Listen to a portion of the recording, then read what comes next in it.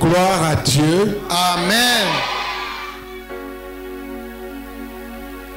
Tu appartiens à un royaume. Wewe uri uwo mu bwami. Et moi j'appartiens à un royaume. Kandi na jewe ndi uwo mu bwami. Chacun d'entre nous appartient à un royaume. Umwe wese muri twebwe ni uwo mu bwami. Et il y a seulement 2 royaumes Kandi hari ubwami bubiri gusa qui sont en train de combattre dans l'univers. ubwo bwami bubiri nibwo bugwanira hano mu isi. Amen. Regardez. Eraba. La question c'est à quel royaume tu appartiens? Ikibazo rero tukubaza wowe uri uwo mu bwami buhe? Il y a seulement 2 royaumes. Hari ubwami bubiri gusa hano mu isi. Personne ne peut appartenir aux 2 royaumes à la fois. Nta numwe yoba mu bwami bubiri cyarimwe. Et les 2 royaumes sont en guerre. Kandi ubwo bwami bubiri buguma bugwana aho buri. Il y a le royaume de Dieu. Hariho ubwami bw'Imana. Et il y a le royaume des ténèbres. Hakaba n'ubwami bw'umwiza. Demande à ton voisin, tu appartiens à quel royaume? Mubaze mwene muwo mwicaranye ati muri ubwo bwami bubiri uri uwo muri ubuhe? Mubaze. Tu sers à quel royaume? Wewe ukorera ubuhe bwami? Chacun d'entre nous appartient à un des royaumes. Umwe wese muri twebwe hano yegukira bumwe muri ubwo bwami bubiri. Ceux qui appartiennent au royaume des ténèbres Abegukira ubwami bw'umwiza produisent les œuvres des ténèbres. ni kuvuga bama ivyamwa vy'umwiza nyene. C'est-à-dire le péché, Ni kuvuga ngo icyaha, la méchanceté, umururazi n'urwango, les imbécilités. ibikorwa vy'ubupfu. Simple. Mu buryo bworoshe. Dis à ton voisin, tu appartiens certainement à un royaume. Bwira uwo mwicaranye ati rega uri umwe muri ubwo bwami wewe wegukira bumwe muri ubwo bubiri. Ubwire tuwegukiramwo bumwe. Mais quel royaume? None wegukira ubuhe muri ubwo bubiri?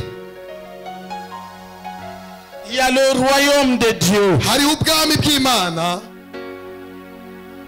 Ceux qui sont dans ce royaume produisent la paix, Abari muri ubwo bwami bavyara amahoro, batanga amahoro, l'amour, urukundo, la joie, umunezero, la bonté. ubwiza, ni kuvuga ukugira neza, ubugwaneza. Là où ils passent, Aho baciye, les gens sont bénis. aho baciye hose abantu bahezagirwa bakagubwa neza. Regarde-toi aujourd'hui. Nawe niwirabere uyu munsi.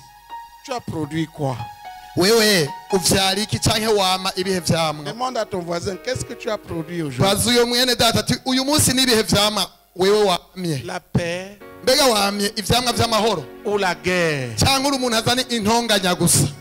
La joie Mbega uri umuntu w'umunezero ou le malheur? canke uzana akaga? La bénédiction Mbega uzana umugisha ou bien la malédiction? canke uzana umuvumo? Le bien. Ivyiza canke ibibi? Chacun d'entre nous appartient à un royaume. Umwe wese muri twebwe rero yegukira bumwe muri ubwo bwami bubiri. Et chacun sert son royaume. Kandi umwe wese muri twebwe akorera ubwami bwiwe. Tes actes disent à quel royaume tu Ni as. ukuvuga ibikorwa ugenda ukora biratubwira ubwami wegukira wewe.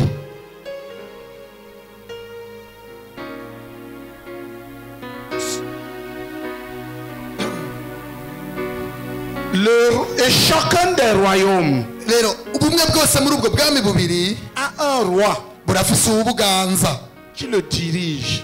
ubutegeka, umwami abuganje. Le royaume des ténèbres Ubwami bw'umwiza a pour roi le prince des ténèbres, ni ukuvuga ufise umwami yitwa umwami w'umwiza nyene abuganje, le diable, ariwe Satani, le destructeur. wa wundi asangangura.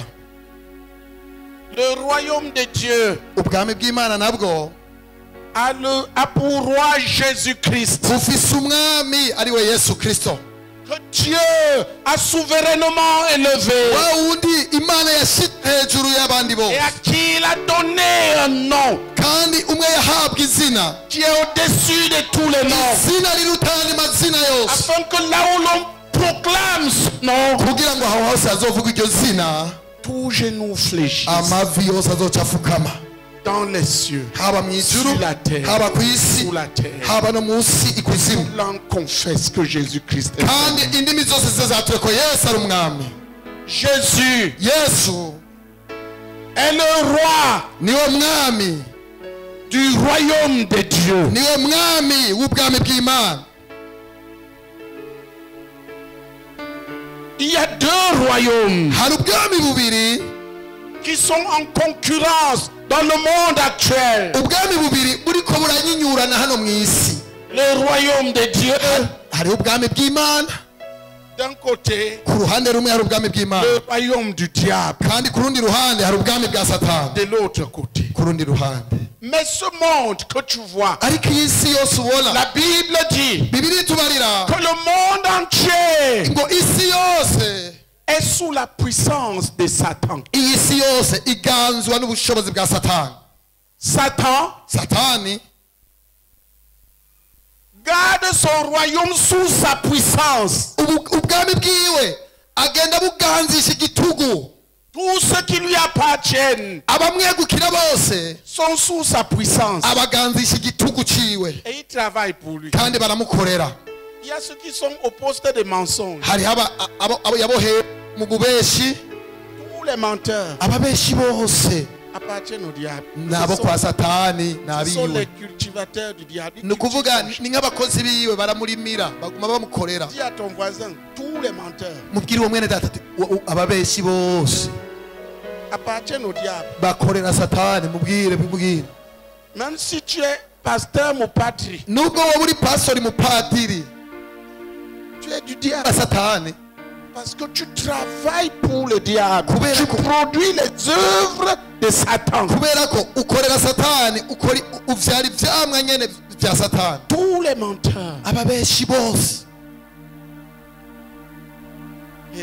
Hey.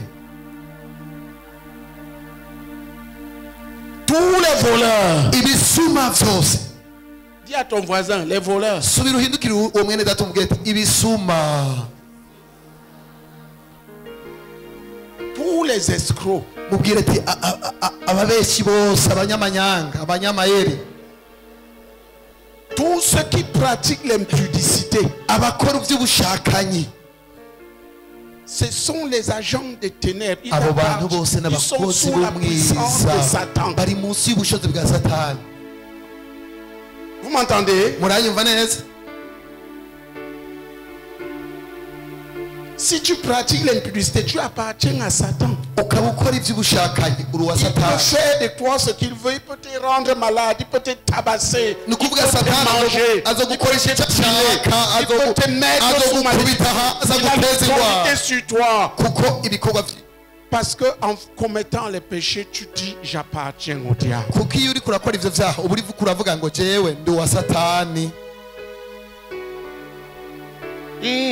Yego, La Bible dit Bibiliya iravuga que tous ceux qui pratiquent ces choses-là, ngo abantu bose bakora ibisa l'ivrognerie, ababakukaboregwe, l'impudicité, abakora les ivy'ubushakanyi, divisions, ababa mu vy'ubuguranyi les mensonges, n'ababesha, les bagarres, abantu bama mu mishwano ya buri les munsi, inimitiés, abantu bama mu nzankano, tous ces gens, abo bantu bose aucun n'entrera dans le ngo royaume. nta n'umwe azinjira mu bwami Ils bw'Imana. appartiennent au royaume du diable. Abo bantu baba ari abo bwami bwa Satani.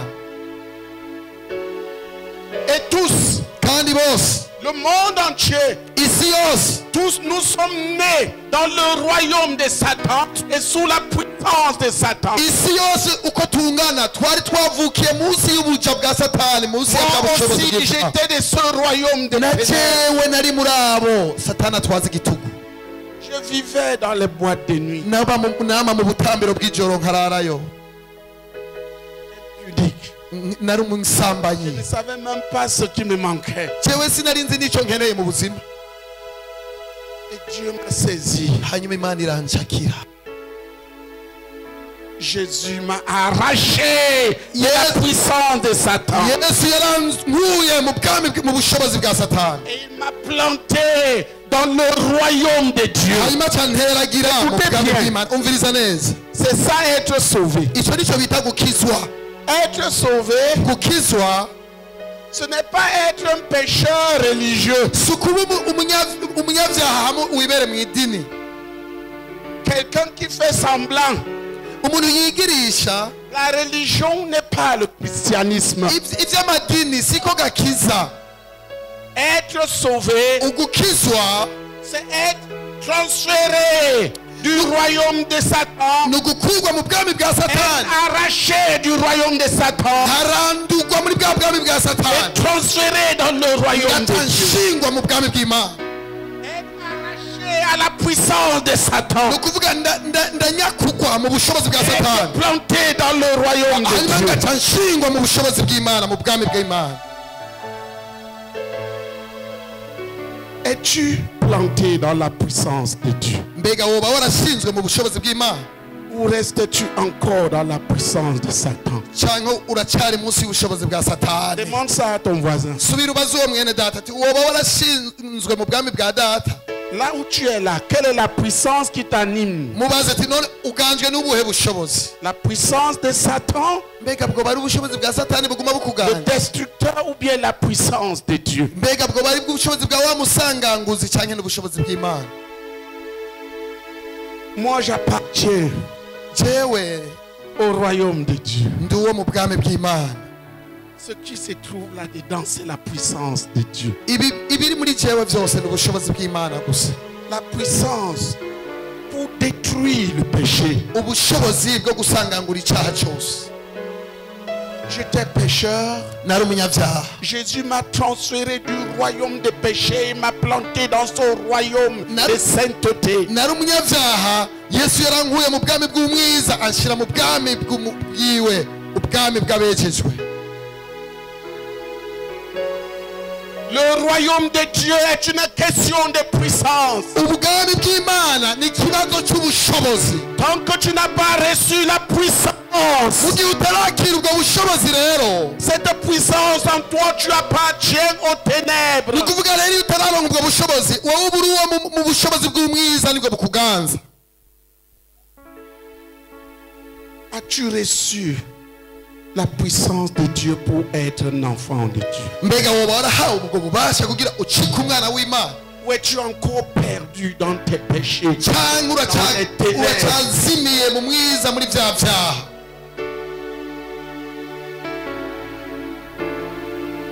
Tu bagarres chaque jour Iminsi yose ugumushwana n'abantu, avec ta femme. ugashwanira umudamu wawe. Tu n'es pas sauvé. Ni ukuvuga ntubukijijwe reka.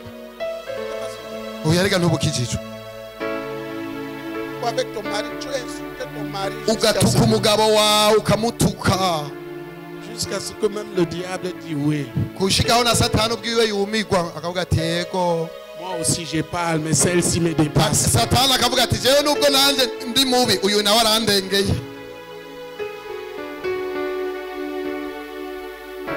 Tu es perdu. Warazimiye, Tu es perdu. warazimiye. Tu es juste perdu. Nukuri warazimiye. Es-tu perdu? Mbega wazimiye. Perdu. Mbega wazimiye.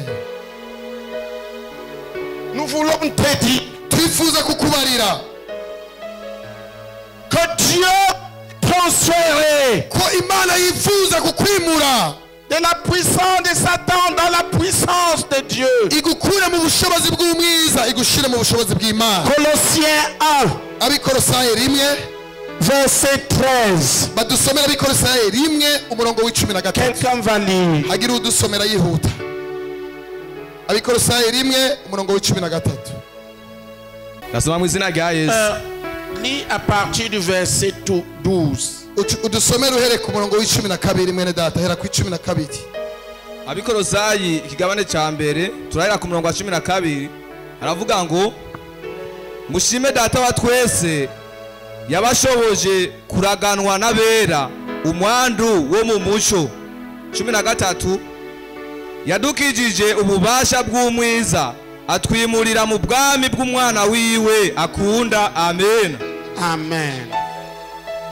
Il dit rendez grâce au Père avuga ngo nimushime data qui vous a rendu capable we yabashoboje d'avoir part à l'héritage des saints dans la lumière. guhabwa umugabane hamwe n'abera bari mu muco. Il parle ici aux enfants de Dieu. ariko aravuga abana b'Imana Ce que Dieu a rendu capable ni ukuvuga n'abantu Imana yashoboje de prendre part à l'héritage des lumières. guhabwa umuco, guhabwa umugabane w'abari mu muco. Ceux à qui Dieu a donné le pouvoir ni ukuvuga n'abantu Imana yahaye ububasha d'être des enfants de bwo Dieu, gucika abana b'Imana, d'être du royaume des lumières. kuba abo mu bwami bw'umuco. Il a dit rendez grâce à Dieu. rero Imana ivuga ngo nimushime Imana. Dieu lui-même est devenu leur Père. data Imana yabacikiye papa wabo, Et c'est Dieu qui les a rendus capables. kandi rero Imana niyo yanabashoboje. Aucun d'entre eux n'était capable.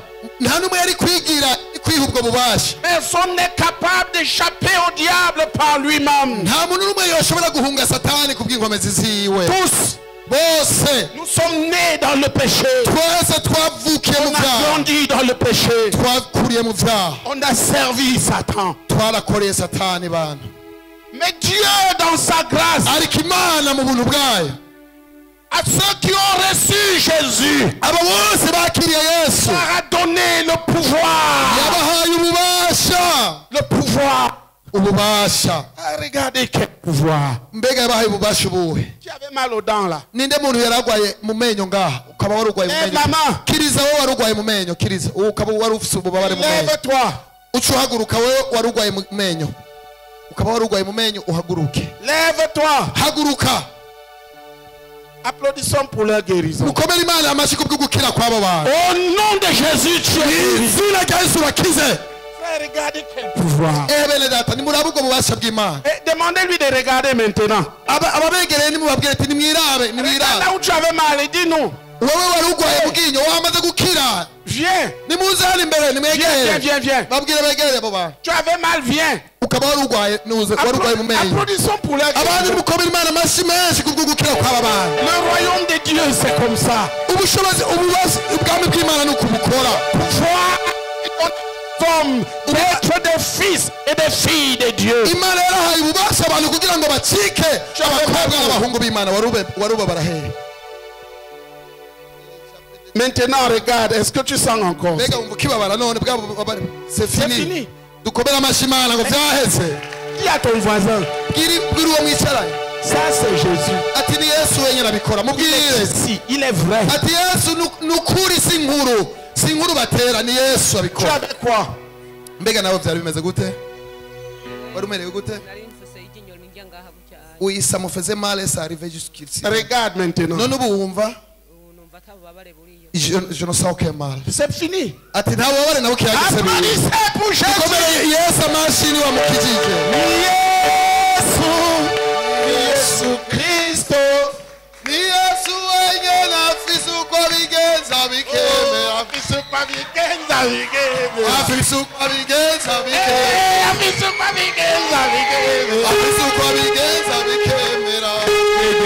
Pourquoi tu perds ton temps dans les ténèbres? kubera ko uguma umwanya wawe muri ibyo Tu byaha. perds ta vie dans le péché. kubera ko utakaza umwanya uguma mu byaha. Pourquoi ne deviendrais-tu pas comme nous là? kubera ko twemera nkatwe twemeye Yesu Qui tukumenya. terrorise le diable et détruise. uveyo kwa Satani, aho Satani asangaruye abantu uveyo. Au simple nom de Jésus. hanyuma wizire ku izina risanzwe rya Yesu. Regardez, eraba tu avais quoi? nawe byari bimeze gute? Imana ishimwe. amen. Non, tu as déjà parlé. wowe ni sawa, watubwiye bibi ni sawa, wowe watubariye. Jemwe mfise iryinyo Tu rya- voulais encore parler? cyakubandanya Termine. banza umuhe aheze bibi, abanza tubarire, banza umuhe bibi aheze. Yesu ashimwe. gloire à Jésus, Yesu ashimwe kandi. gloire à Jésus. Je navuye muhira numva iryinyo riko nanjye kuva Et byose byari en quittant la maison, je souffrais beaucoup au niveau des dents. cyane mu musaya harakize. Et maintenant, je suis complètement guéri. Je me sens très bien. Mumpere Imana amashyi. Applaudissez pour Jésus. Qui t'a guéri? mbega ninde yagukijije bibi? toriye mikoro tubwire umuntu agukijije uwo ari we. Yesu ni wankijije. C'est Jésus qui Alléluia! C'est Jésus. ni Yesu. C'est Jésus. ni Yesu En son nom, mu izina ryiwe sont simplement opérés. ibintu birakoreka mu buryo bworoshye. Toi, tu avais quoi? nawe wari umerewe gute? naje nari mfise iryinyo ryariko riranja Eh, aho nari nicaye hajya ndavuga mana ndakwinginze unkize Quand nanje vous avez iryinyo parlé, malgré rero que je hajya avuze souffrais, ati abantu mwese mufise ikibazo c'iryinyo Ingensigure gato. Quand vous avez parlé, je sentais très vos dedans et je disais Seigneur, guéris moi-même. Et bandanya. aho avuze ati abafise ikibazo mu menyo barakize birabe bakize Alors, Je quand numva vous avez dit ceux qui avaient mal aux dents sont guéris, je me suis senti totalement guéri. je numva ububabare bwose La buheze douleur a disparu sur place. Quand elle disait Seigneur guéris-moi, il ne savait pas que Jésus l'entend. Et igihe yariko aribwirira Imana ati Mana nanjye unkize ntiyarazi ko Imana imwumva kandi Imana Voilà yamwumvise. pourquoi Jésus les a appelés. Et là igituma Yesu yaciye abahamagara. Dukomere Imana amashyi y'abakijije. Comme il y a quelqu'un d'autre qui est en train de souffrir des genoux, il est en train de prier, oh Dieu, Seigneur, guéris-moi. Hariho umuntu ngaha agwaye amaguru nawe nariko arabwira Imana ati Mana nanjye unkize. Lève-toi, regarde. Wewe wari urwaye amaguru haguruka wakize. Komera Imana amashyi. Komera amashyi menshi Imana abantu bamaze gukira amaguru. Lève-toi, regarde. Nawe amaguru abandi ni mukoma amaboko yanyu nayo gukora iki? C'est Jésus. Ni Yesu abikora. C'est Jésus. Ni Yesu abikora. C'est Jésus. Ni Yesu. C'est Jésus. Ni Yesu abikora.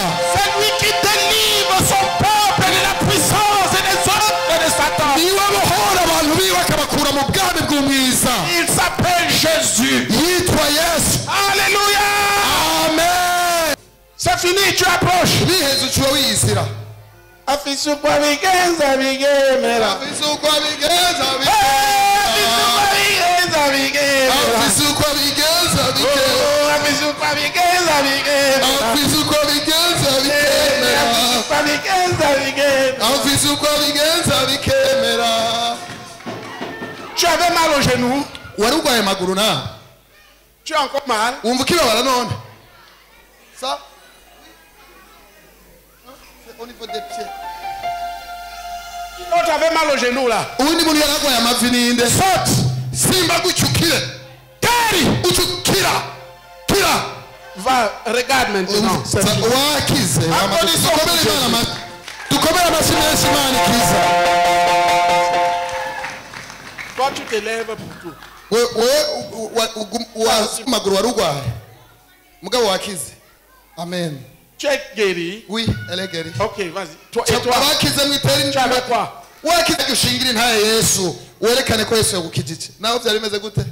Tu avais quoi? Wari umeze gute mama? Ah, moi je souffrais au niveau des domaines, je suis guéri. Vas-y, vas-y. Wumva wakize haguruka ubishinge Yesu. Applaudissons pour Nawe Jésus. yakize umugongo kandi ameze neza. Dukomere amashyi Yesu yemwe. Dis à ton voisin, c'est Jésus. Ni Yesu abikora. Igira hajya imbere biwe. Il est ici. Yesu ari hano. Yesu ari ngaha. Regarde bien, il est là. Nawe irabe neza. Yesu ari hano. Toi, tu avais quoi, la maman? Mama wari umerewe gute? Regarde Hari maintenant. mu mavi wari urwaye. Ubu nawe bimeze gute?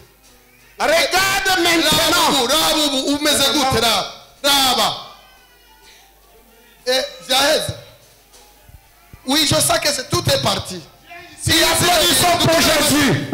Dukomere amashyi Yesu yakijije uyu mumama wacu. Regardez. Izirebe bizi. Ce n'est pas un homme, frère. Uyu si umuntu abikora. N'attends pas qu'un homme te touche. Nturindire ngo nitwe tukurambika ku Dis biganza. à ton voisin, n'attends pas qu'un homme te touche. Bwira uwo mwicaranye ati nturindire ko abantu bagenda kukurambika ku biganza. Jésus est là. Yesu ari ngaha arakwikorera ko mubwire uwo mwicaranye. Yesu niwe akwikorera ko bwira uwo muntu. Ouvre-lui ton cœur. Wowe mugurura umutima Et gusa. tu verras la gloire. Hanyuma urabona ubwiza bw'Imana.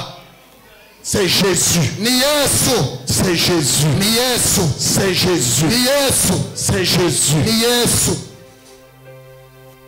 Il y a quelqu'un qui se plaint de l'oreille. Hariho umuntu aguma ababazwa n'ugutwi kwiwe kandi biramubangamiye. Je ne sais pas qu'est-ce qu'il a. Sinzi ikintu kiri muri uko gutwi kwiwe. Regarde maintenant, tu es guéri. Uko gutwi kurakize ni Et c'est au nom de Jésus. izina rya Yesu wakize. Au nom de Jésus. Izina rya Yesu Et wakize. c'est au nom de Jésus. Izina rya Yesu wakize. Applaudissons pour lui. Abandi nimukomera amashyi Yesu akize. C'est qui? Akaba ari wowe. Regarde, c'est fini. Wari urwaye ugutwi niwirabe. Wari urwaye mu gutwi. uwo muntu nakiriza akaba Je vais être plus précis. oui Viens. ingo umuntu yaragwaye mu gutwi wese nazi Ou peut-être ton oreille n'entend pas. cyane n'ugutwi kwawe gushobora kuba ari kwarazivye gushobora kuba kwari kwarazivye ukaba uri ngaho ugutwi kwawe kwari Regarde, kwarazivye maintenant on s'entend. utegereza kumva ni wurira Applaudissez pour Jésus de Nazareth. merci Yesu Kristo wa Nazareth Pour lui, c'est rien. umenga ni ibintu bisanzwe C'est lui qui a fait l'oreille. erega niwe yaremye ugutwi Pour guérir l'oreille. Pas kandi de problème. kugukiza biroroshe uko gutwi Tu avais quoi? wari umerewe gute mwana Haleluya.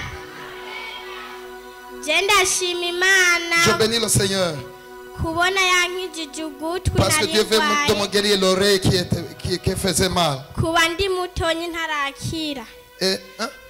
kuba nkikiri muto ntarakira Ah, ça faisait longtemps, depuis que j'étais tout petit, je souffrais. Qu'est-ce que tu avais à l'oreille? None mu gutwi wari umerewe gute? naraziba ugutwi hamwe n'ubu Ça se bouchait complètement jusqu'à ce Tu que... n'entendais pas Ati, avec byarashika- tes oreilles. byarakugora kumva rero ntiwumva byagenda gute? sinumva neza Et des fois, je pouvais pas bien Maintenant, entendre. bouge l'oreille qui entendait. Ubu rero zibira kwa gutwi kwari gukomeye apana uko ari kugwaye uko ari gukomeye abari kuzibira hasigara kume kwari kugwaye. Bien, tu répètes ce que tu entends.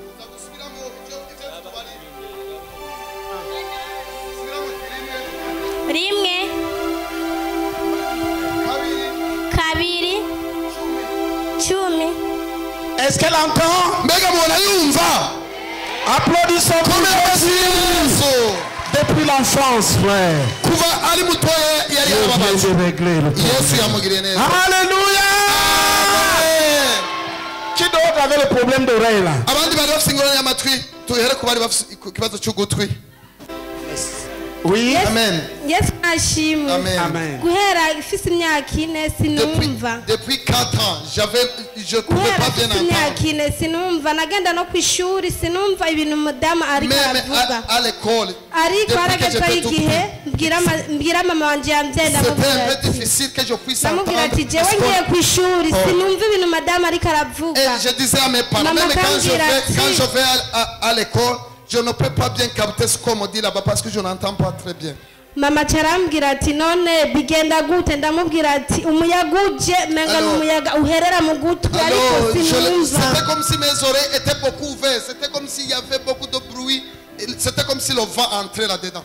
ivyo narabikuranye ndaja no ku mugabo umugabo ambwiye ikintu sinacumva akibaza Même niko quand ndamugaya je me suis marié, des fois mon mari me disait des choses et je n'entendais pas et il pensait que c'est la désobéissance. ariko ubu ndashimira imana kungena nkize Mais je imana bénis le Seigneur. Pour le yaduhoye moment, je suis instantanément guéri. Je me sens Applaudissons guéri. Je me sens C'était les guéri. deux oreilles. Il y a byashika mu matwi yose. oya vyashika mu gutwi kumwe Ça arrivait konyene dans l'oreille gauche. Ok, bouge l'oreille qui entendait. Ubu rero zibira kwa ubu rero ntuzibira ko ari L'oreille qui kugwaye. entendait. Zibira kube ko ari gukomeye ahubwo ubu rero. Zibira ko ari gukomeye. Bouge-le bien. Ukuzibira cyane. Regarde là-bas. Bari imbere. yesu Alléluia. Alléluia. haleluya Alléluia. haleluya yesu Applaudissons pour Komera Jésus. amasi Yesu nimona ko yakize kayime komera amasi Yesu. Dis à ton voisin, c'est Jésus. Kiri wo mwicaranye ati ibi ni Yesu abikora. Il est là. Yesu ari hano. Il est là. Ari hano. Ari hano. Même si tu as le cœur dur comme la pierre, Nubwo ufise umutima wakomala nk'ibuye. crois Wizere uyu munsi ni et wizere. change. Hanyuma uhinduke. Et change. Hanyuma uhinduke. Oui. Nawe tubarire. Yesu ashimwe. Kurara Jésus. Jewe shima Imana ibitangaza Imana yankoreye kuva ku munsi w'ejo n'uno munsi. Moi, je bénis le Seigneur pour le miracle qu'il a opéré dans ma vie depuis hier que je suis ici, même aujourd'hui. Je naye nsanzwe mfise ikibazo cy'ukuguru. Et depuis, j'avais un problème au niveau de mes genoux. Ukuguru k'ububafu Eh. naragize shoke naguye mu kanogo. J'avais eu un choc. Naguze ibinini biranka. Je me suis fait soigner, ça n'avait pas marché. Ndakanda biranka. J'ai essayé de masser, ça n'avait pas marché. Rero turiko turaza kare na madamu. Alors, quand on venait ici avec ma femme, ici, hageze aho ku kabuye cyumva ndababaye gose. alors j'ai trébuché un peu et je me suis senti très mal. Cyambwira Imana mu mutima ati Imana uze fasha nze gukira nkuko nakize Et dans mon cy'umugongo. cœur, je priais disant à Dieu, Seigneur, que je rentre guéri aujourd'hui, que je rentre guéri. Rero shima Imana avuze ati amaguru nahagurutse muzambere. Alors, quand le serviteur de Dieu a touché les gens qui avaient mal dans les genoux, je me suis levé en premier. Nashoye numva mbohoze rero shima. Je me suis senti bien, je suis guéri, je bénis le Seigneur. Hamvuze ati Yesu Je nashimye dis cyane. que Applaudissons pour Jésus. Mukomere amashyi Yesu. Alléluia. Amashyi muyakomere Yesu Yesu. Yesu ashimwe. Gloire à Jésus. Ndabaramukije mwese mu izina Je rya vous Yesu. salue au nom de Jésus. Jewe mpagaze ngashimira Imana. Je me tiens ici devant vous pour remercier le Seigneur. Kuko Imana yashoboje gushika hano muri kino kibanza. Premièrement, bénis le Seigneur qui a fait que j'arrive ici. Namaze igihe kirekire ndwaye indwara y'amaguru mu birenga. Ça faisait beaucoup de jours que je souffrais au niveau des pieds, dans les pieds. Umukozi w'Imana amaze kuvuga ati hariho abantu bagwaye amaguru kandi hariho umuntu ariko ariyumvira yuko ngo Imana imukize. Alors quand le serviteur de Dieu a dit, il y a quelqu'un qui souffre dans les jambes et qui est en train de prier lui aussi disant à Dieu, Seigneur, moi aussi touche-moi. Nanje nariko ndiyumvira ati none Mana ungendere nanje. Moi-même je disais à Dieu, Seigneur, il faut que tu me visites au moins avec mes problèmes de jambes. Burya naciye mpaguruka. Alors c'est là où je me suis levé Byose et birarangiye. tout est parti d'un coup. Imana ihabwe Que Dieu soit Applaudissons loué. pour Jésus. Merci Yesu.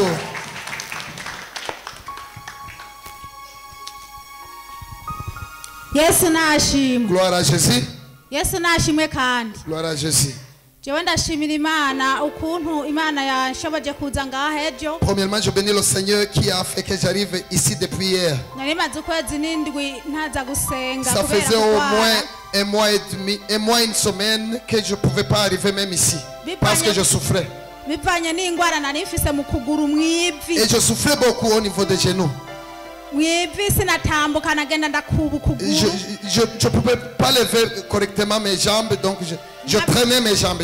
Je devais traîner les jambes. Nkabisengera bikava ngaha bikaca bija Alors ngaha. quand je priais, c'est comme si des fois je souffrais ici, l'autre fois je souffrais dans les hanches.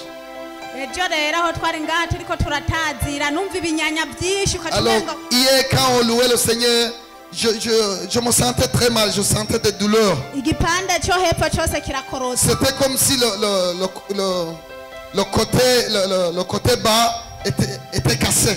Ariko uno munsi umukozi w'Imana avuze ati abagwaye amaguru ngiye numva ikinyanya. Maintenant, quand le serviteur de Dieu a touché, il a dit les gens qui ont des difficultés dans les genoux et dans les jambes, j'ai senti les démangeaisons. Applaudissons pour Jésus. Donc, comment la merci Yesu. Ibyo bintu bisokotse mu mano numva. Tout ça est parti, j'ai senti que ça me quittait. Ubu ndashimira Imana sinapfunye ukuguru canke ngo Avant, je ndakugorora. ne pouvais pas couvrir les jambes, mais là, je me sens bien. Imana byaheze. Je bénis le Seigneur, tout est fini.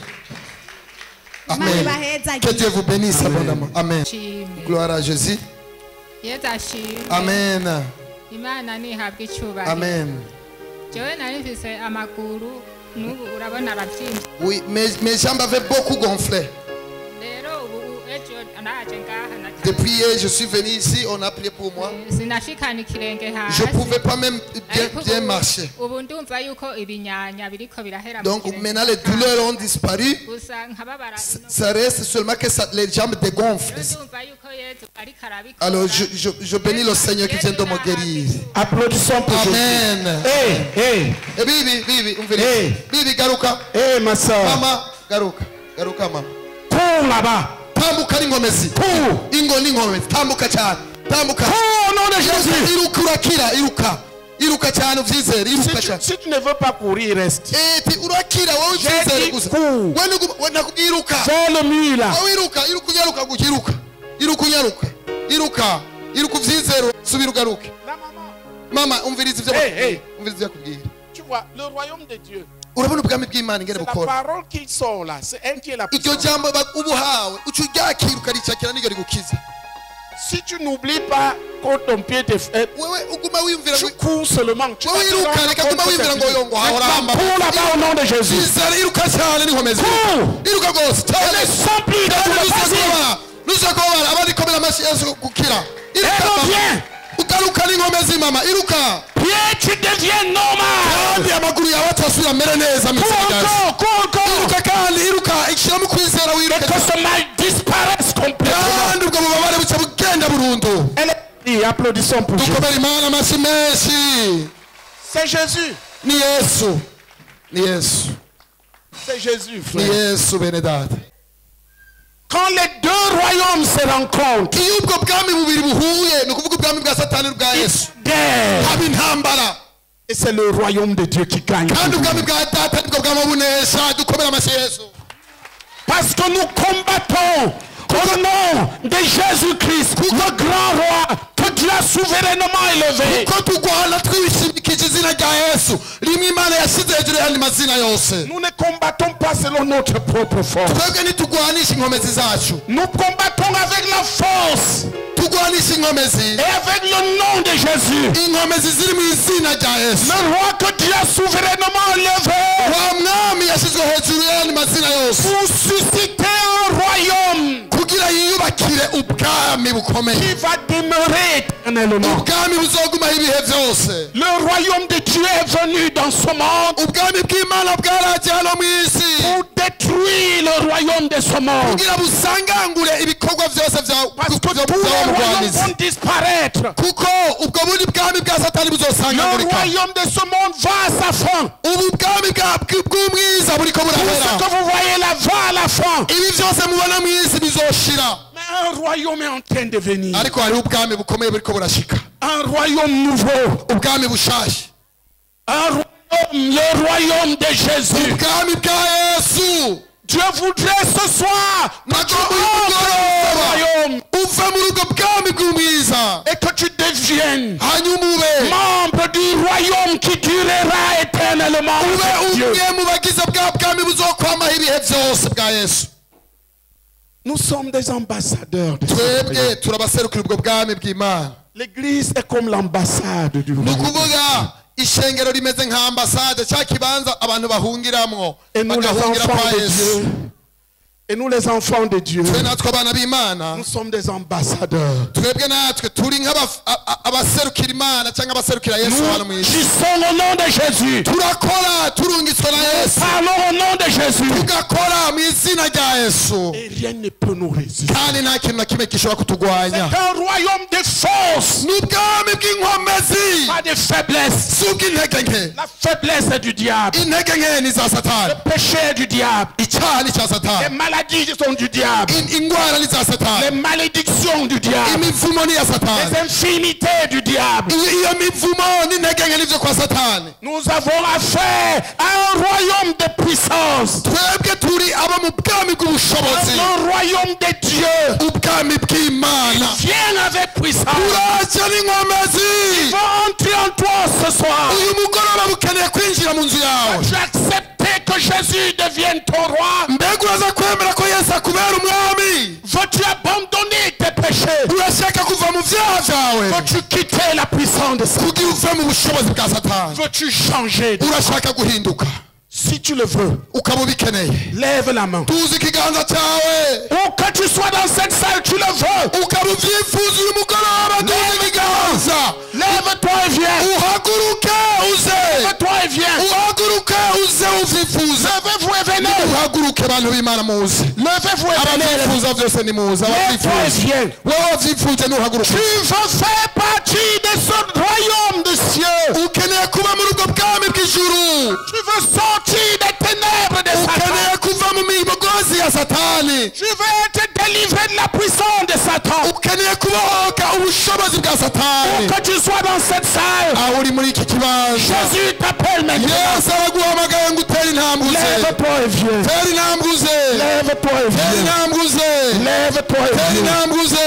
Lève-toi et tera viens. intambwe uze. Lève-toi et tera viens. intambwe uze. Toi qui as décidé dans ton corps. wowe wahisemo mu mutima wawe. Tu as décidé d'appartenir à Jésus. wahisemo kuba uwa Yesu burundu. Ne reste pas là sur place. ntuguma wicaye ga mu Si tu ntebe. le rejettes, lui va te rejeter. wihakana Yesu nawe azokwihakana. Venez ici. nimutera intambwe abandi. N'importe où.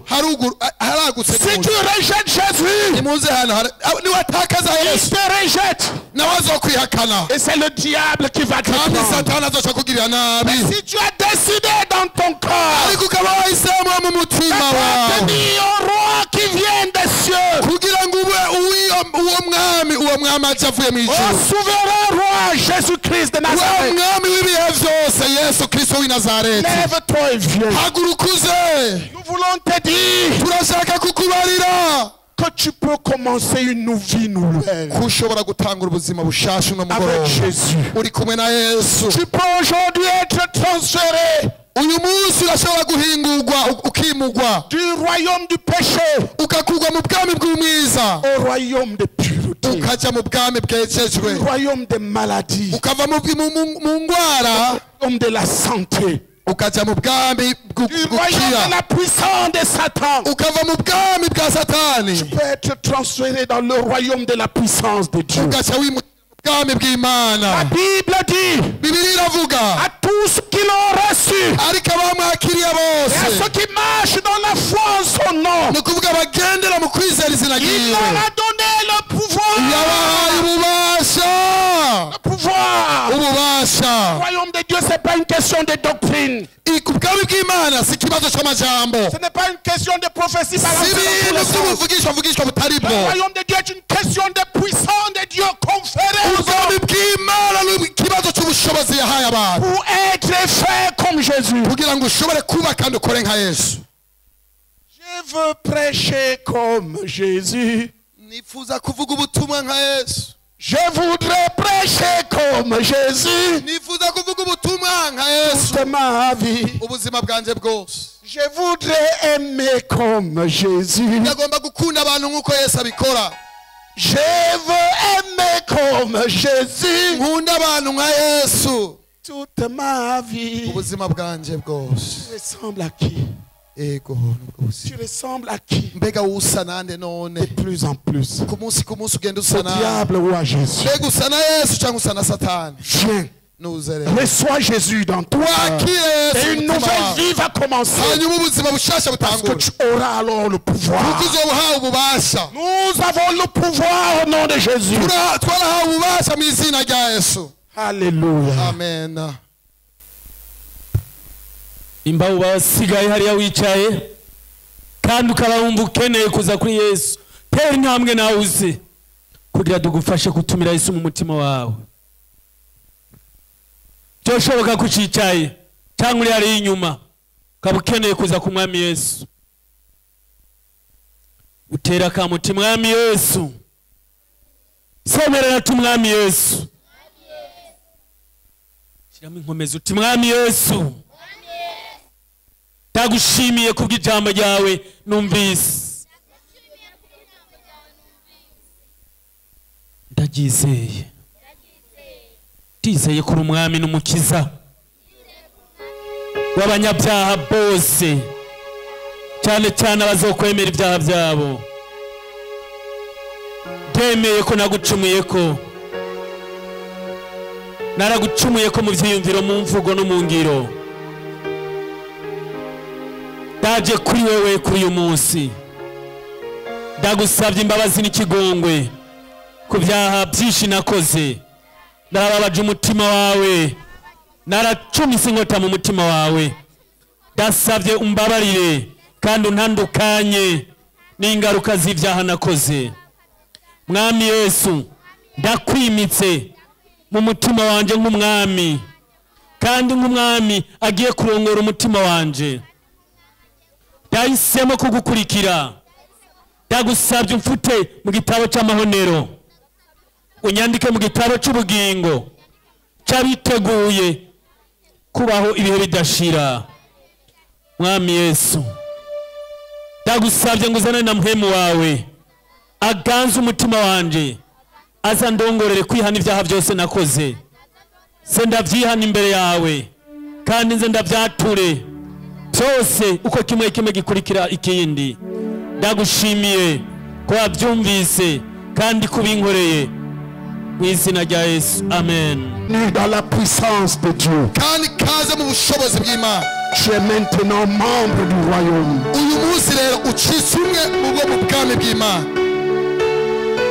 Dieu enflamme tous ceux-là qui viennent de croire dusenge kugira Imana irurumbike imitima avec les y'abantu, désirs du royaume.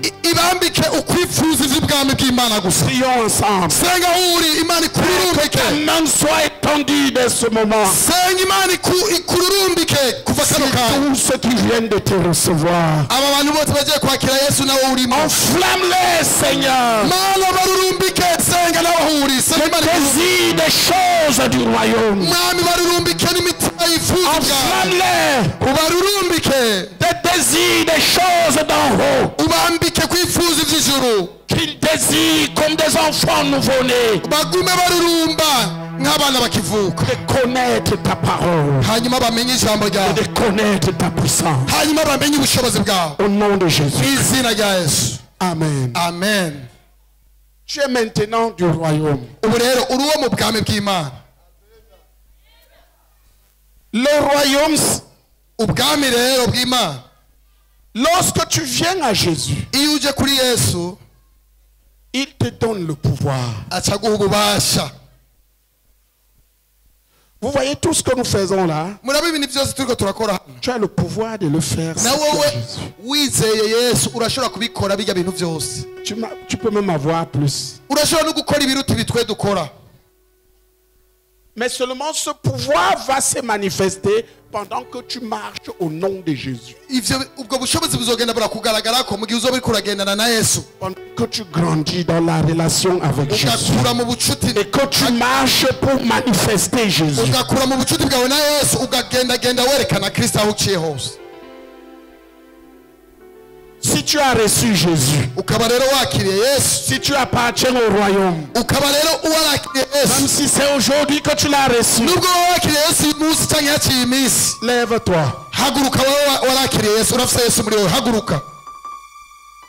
et crie de tout ton cœur: j'appartiens à Jésus. J'appartiens à Jésus. J'appartiens à Jésus. J'appartiens à Jésus. Mon esprit appartient à Jésus. Mon âme appartient à Jésus. Et mon corps appartient à Jésus. Au nom de Jésus. Jésus m'a donné le pouvoir. J'ai le pouvoir au nom de Jésus. Je ne suis plus sans force. Jésus m'a donné le pouvoir. Le pouvoir de marcher sur les péchés, de marcher sur les serpents, de marcher sur les scorpions, de marcher sur toute la puissance de Satan. Et je sais que rien ne peut me nuire.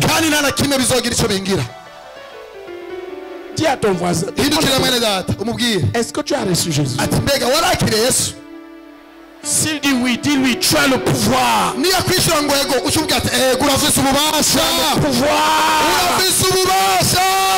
Devant le diable maintenant, tu as le pouvoir. Ne te laisse plus dominer.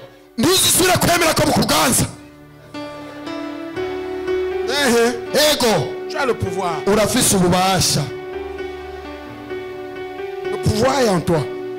Parle maintenant au nom de Jésus. Agis au nom de Jésus. Connais Jésus.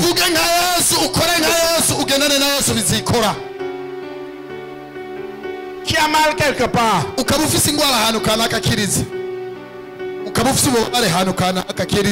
lève ta main. Prends ta propre main. Dis: ces deux mains-ci sont les mains de Jésus.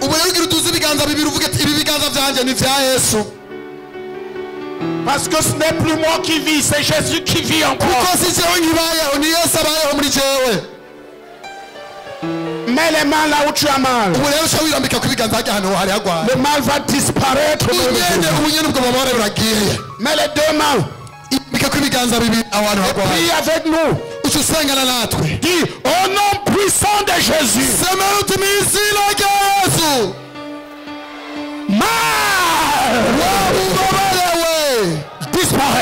Zimagala. Disparaît. Zimagala. Disparaît. Zimagala. Disparaît et ne laisse aucune trace. Zimagala kandi ntusikaze n'agasaka. Au nom de Jésus, Izina rya Yesu. je suis guéri. Jewe ndakize. Au nom de Jésus, Izina rya Yesu. je suis complètement guéri. Ndakize burundu. Applaudissons pour Komera amashyi menshi Yesu. Maintenant, regarde où tu avais mal. Ubu rero uraba ahantu wari urwaye. Tu vas voir que c'est parti. Uza gusanga byagiye. Applaudissons. Abandi koma amashyi cyane cyane. Regarde. Irabe yumviriza abantu bari harwaye. C'est parti. Lève la main. Ububabare bukaba bwagiye cuduza ikiganza gutya. Abandi koma Le amashyi. mal est parti. Lève la main. Wowe wakize kiriza ikiganza gutya. Umva bw'abubabare bwawe bwagiye cuduza ikiganza ushime Yesu. Lève la main où tu te trouves. Abandi bana mukoma amashyi mukomera amashyi Yesu. Nous avons dit, regarde. Abandi mwiyumviriza abandi kiriza abakize ntibakiriza. Ton mal est parti. Lève la main. Wowe wakize kiriza ikiganza gutya. Applaudissons. Abandi mukomera amashyi Yesu yemwe. Applaudissons pour Jésus. Koma amashyi menshi muyakomere Yesu. Ton mal n'est pas parti. Abagifise ububabare ni bande. Lève la main. Ugifise ububabare nawe nakiriza. Ukaba ugifise ububabare kiriza. Allez vers eux. Abarongozi na bene data nimwe bashigikire. Bene data nimushigikire abantu bakirije. Les disciples qui sont dans cette salle. Ukaba wizera uri muri iki kibanza. Il y a des gens qui sont en Jésus depuis des années. Hari abantu mumaze imyaka muri Yesu mugabo mutinya ibintu byose. Demande-lui de quoi il souffre. Mets la main là et commande que ça Ubaze nyine merewe hamuca utegeka inshuro zitatu. Cela va disparaître. Bica bisimangana ubunyene. Ubunyene bica bisimangana. Tegeka cyane. Au nom de Jésus. Izina rya Yesu. Wangwara. Disparaît. Simangana. Disparaît. Simangana. Disparaît et laisse Simangana kandi ntusigaze n'agaza. On te cherche là et qu'on bakurondere bakubure. Simangana. Au nom puissant de Jésus. Izina rya Yesu Kristo. Amen. Amen. Demande-lui de regarder. Ubwira yiyumviriza aho hantu yaragwaye. Et si c'est fini, akaba yakize. amène-le. Wowe ucumuzana akaba yakize hano imbere. Muzane hano. Amène-le. Abakize ngwino hano imbere. C'est fini, amène-le. Abakize ngwino. Abandi nimukomera amashyi menshi mwami Yesu. C'est fini, amène-le. Komera amashyi Yesu abakize baze. C'est fini, amène-le. Yakize naze hano imbere. Applaudissons pour Jésus. Ayo mashyi mu ya Yesu nimuyakomeye. C'est fini, amène-le. Nimukoma amashyi hama abakize Au nom naze. de Jésus, guéri. Kandi mu izina rya Yesu kira. Complètement. Ukira burundu. Je ne sens plus de douleur. Rusubire kumva ububabare. C'est fini, amène-le. Uyo muntu akaba yakize muri hano. Aze hano buri wese yakize naze. Il y a des gens qui abandonnent avant que ça finisse. Hari abantu baca biranda gusengera umuntu bakabiheba atarakira. Ils n'ont pas suivi ce que j'ai enseigné. Nibaba bafashe ivyo navuze. Le mal est fini, amène-le ici. Umuntu yakize wese naza imbere. Gloire à Jésus. Amen. Abakize tera intambwe. Gloire à Jésus. Amen. Si ce n'est pas fini, commande encore. Uyo muntu akaba atarakira subira utegeke. Komera amashyi menshi Yesu. Applaudissons pour Jésus. Komera amashyi menshi Yesu. Alléluia. Amen. Vous allez rendre témoignage demain. Allez vous asseoir. Ati munashobora kwicara ejo igikorwa kizobananya ku munsi w'ejo Nous babafashe allons ko. prier maintenant. Tugomba dusenge. Nous allons faire un pas dans ce que vous allez continuer à voir. Ati tugomba tugira indi ntambwe ntoya ku byo muzobandaniriza ko babasengera ejo no kuwa Mungu. Allez. Vous allez rendre compte demain. Ejo muzobandaniriza abakize muzobandaniriza. Qui veut que le diable sorte de sa vie où qu'il se trouve maintenant? Ninde yifuza ko ibikorwa vya Satani byose bisohoka mu bugingo bwiwe ahari umwanya. Lève la main. Ukaba wifuza ko ibikorwa vya Satani bisangangurwa kiriza. Qui veut que le diable reste? Ninde yifuza ko Satani bagumana? Ninde avyifuza ko bagumana na Satani? Ninde ashaka kugumana na Satani? Qui veut qu'il sorte? Ninde ashaka ko Satani n'ivyiwe basohokana? Bien, lève-toi. Hagurukana n'inkomezi. Nous allons chasser des esprits qui détruisent le corps. Tugomba dusangangure za mumbi zamaze gutera Dis au nom de Jésus. vuguti mu izina rya Yesu. Mon corps, Umubiri wanje tu appartiens à Jésus. uri wa Yesu. Tu n'appartiens pas au péché. Ntukiri w'ivyaha. Et tu n'appartiens pas aux maladies. Kandi ntukiri w'ingwara. Au nom puissant de Jésus de Nazareth. Izina rya Yesu w'i Nazareti. Esprit méchant Wa mpwemu mbi qui détruis mon corps. zitera umubiri wanje. Jésus te détruit. Yesu aragusangaguye. J'ai brisé. Urasangaguye. Urasangaguye. Urasangaguye. Urasangaguye. Urasangaguye. Urasangaguye. Urasangaguye. Sors. Soka. Soka. Soka. Soka. Soka.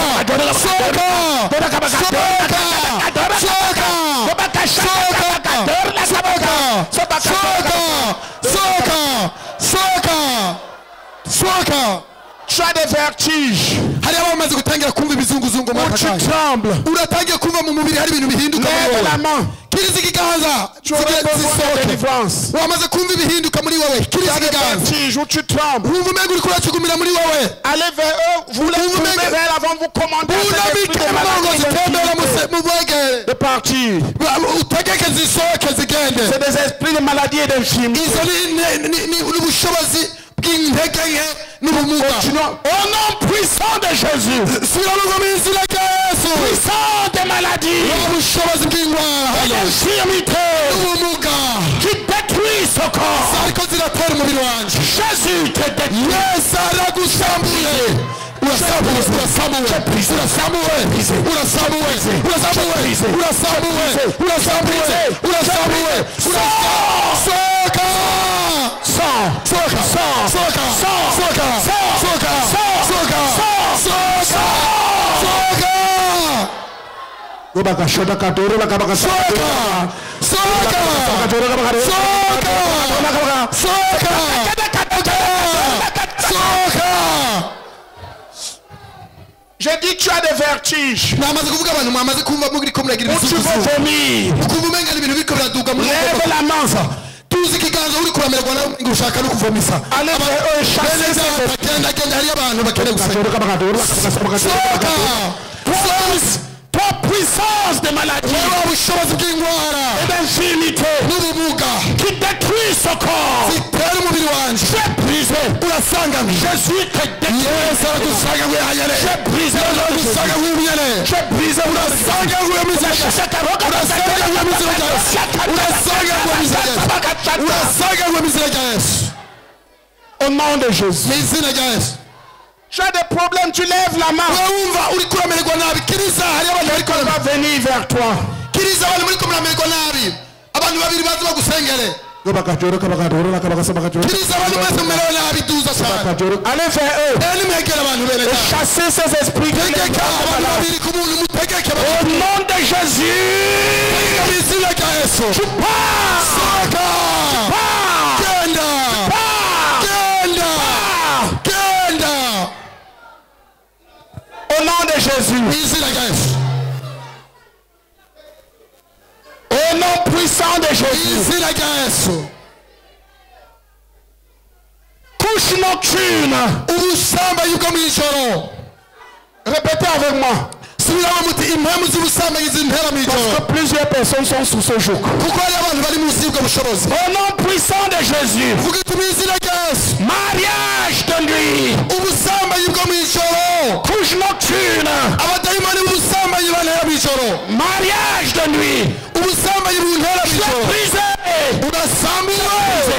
Urasambuwe. Jésus te détruit. Yesu aragusambuye. Détruit. Yesu aragusambuye. Yesu aragusambuye. Yesu aragusambuye. Yesu aragusambuye. Yesu aragusambuye. Yesu aragusambuye. Urasambuwe. Urasambuwe. Écoute. Umviriza neza. Mari de nuit. Abadayimoni bagutera ijoro.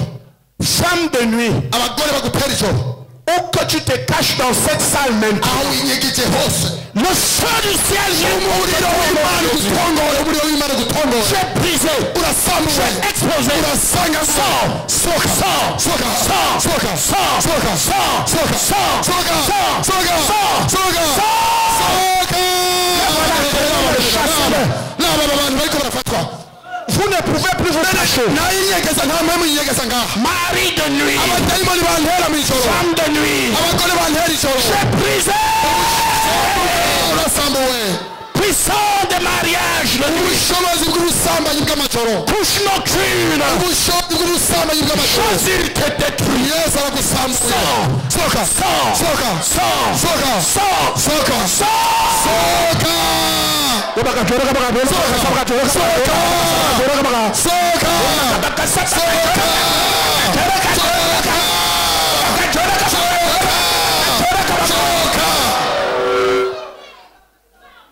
Au nom de Jésus. mu izina rya yesu Toi, mari de nuit. wowe wa mugabo atera abantu Femme de nuit. wa mugore untera mu ijoro Le jugement de Dieu est sur toi maintenant. urubanza rw'imana ruri kuri wowe Où que tu sois dans cette salle, wowe wa mugabo cyangwa umugore tu antera mu es ijoro exposé au nom de Jésus. urasambuwe mu izina rya yesu Tu es exposé au nom de Jésus. urasambuwe Sors. soka Sors. soka Sors. soka Sors. soka Sors. Quitte là. muveko Et ne reviens pas. kandi uzugaruke Au nom de Jésus. mu izina rya yesu Tu la quittes. muvemo murekure Sors. murekure Sors. murekure murekure Sirène des eaux. ubushobozi bw'impwemu zo mu mazi Sirène des eaux. ubushobozi bw'impwemu zo mu mazi Brisé. urasambuwe Attends. foye burundu Mets les mains sur la tête. gumiza ibiganza ku mutwe aho muri mwese Au nom de Jésus. shyira ibiganza ku mutwe mwese Répète avec moi. Au nom subira de ngo Jésus. izina rya yesu Poison. uburozi Poison. ishano nariye Jésus te détruit. yesu agusanga ngo washanowe Car il est écrit. kuko handitswe ngo S'ils boivent un breuvage mortel, ngo nubwo bazonywa ivyisha il ne leur fera pas de mal. nta na kimwe bizotugira Poison. wewe wa mupfumu n'uburozi Au nariye nom de Jésus. wewe washano nariye Je détruis. mu izina rya yesu Jésus asambuye te détruit. yesu agusambuye Je washano brisé. Sors. soka washanowe washano nariye soka washano nariye soka soka soka washano nariye Tu as envie de vomir. wumva umenga hari ibintu biriko biraduga ugomba kubivomisa Ça tourne kiriza dans le ventre. wumva mu nda hariko haramera nabi Tu lèves la uriko main. urababara mu nda uriko urababara mu nda kiriza kiriza uriko urababara mu nda kiriza kiriza bene data egera abantu Commandez au poison de sortir. tegeka iryo shano bariye rivayo abantu babiri ku muntu Tu lèves la main, vous les pliez de l'avant. Vous commandez au poison de nimubunamike sortir. hari abantu bariko barababara mu nda bunamike Au nom puissant de izina Jésus. rya yesu Poison nocturne. wewe washano nariye Poison diurne. wewe washano nariye Sors. soka soka soka soka soka Au nom de Jésus. izina rya yesu Poison de jour. wewe washano nariye ku murango Poison de nuit. wewe washano nariye ari ijoro Je détruis. urasambuwe Je brise. urasambuwe wewe washano soka soka soka soka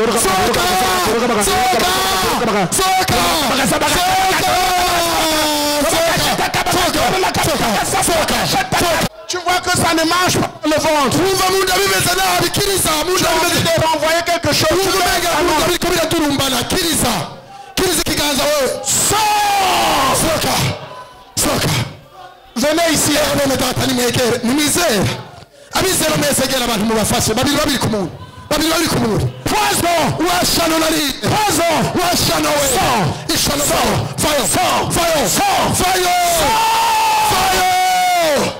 soka soka soka uzugaruke Poison de jour. wewe washano nari ari ku murango Poison de nuit. wewe washano bayinteye mu ijoro Brisé. soka soka soka urasanga nguwe urasanga nguwe urasanga nguwe urasanga nguwe urasanga nguwe soka soka soka soka Au nom de Jésus. mu izina rya yesu Dis j'appartiens à Jésus. vuga uti jewe ndi uwa yesu Mon corps appartient à Jésus. n'umubiri wanjye ni uwa yesu Tout à moi appartient à Jésus. ibingize byose ni bya yesu Je n'appartiens pas aux démons. jewe sindi uw'abadayimoni Je n'appartiens pas au péché. jewe sindi uwo mu byaha Je n'appartiens pas au... jewe ndi uwa yesu Je suis à Jésus. jewe ndi uwa yesu Amen. amen